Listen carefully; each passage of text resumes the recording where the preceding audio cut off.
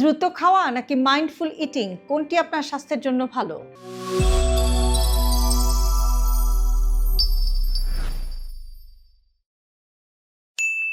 আপনি কি মাত্র 5 থেকে 10 মিনিটে খাওয়া শেষ করে ফেলেন নাকি ধীরে ধীরে মনোযোগ দিয়ে খাবার খান? আপনার এই অভ্যাসটাই হয়তো ওজন, হজম, এমনকি রক্তের শর্করার উপরও প্রভাব ফেলছে।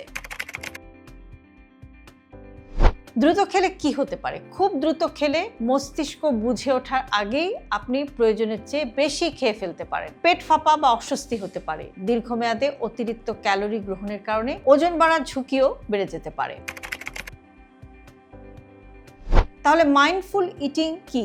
মাইন্ডফুল ইটিং মানে মনোযোগ দিয়ে খাওয়া। খাওয়ার সময় মোবাইল বা টিভি থেকে দূরে থাকা, ধীরে ধীরে চিবিয়ে খাওয়া, শরীরের ক্ষুধা এবং পেট ভরে যাওয়ার সংকেতকে গুরুত্ব দেওয়া।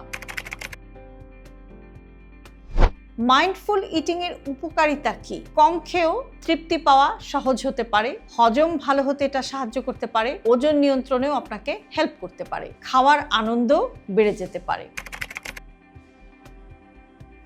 একটি সহজ নিয়ম হচ্ছে খাবার শেষ করতে চেষ্টা করুন অন্তত 20 মিনিট সময় নিতে, কারণ মস্তিষ্কের পেট ভরে যাওয়ার সংকেত পৌঁছাতে কিছুটা সময় লাগে।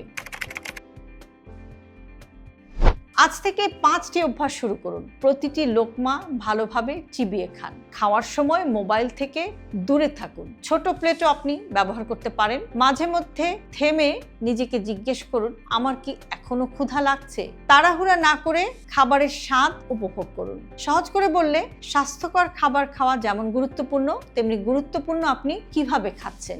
ধীরে, সচেতনভাবে এবং মনোযোগ দিয়ে খাওয়া একটি ছোট অভ্যাস যা দীর্ঘমেয়াদে আপনাকে বড় উপকার এনে দিতে পারে। আপনি সাধারণত কত মিনিটে খাবার শেষ করেন? 10 মিনিটের কম, 10 থেকে 20 মিনিট, নাকি 20 মিনিটেরও বেশি? কমেন্টে জানান। আর ভিডিওটি শেয়ার করুন, কারণ সুস্থ থাকার জন্য শুধু খাবার নয়, খাবার খাওয়ার অভ্যাসও বদলানো জরুরি।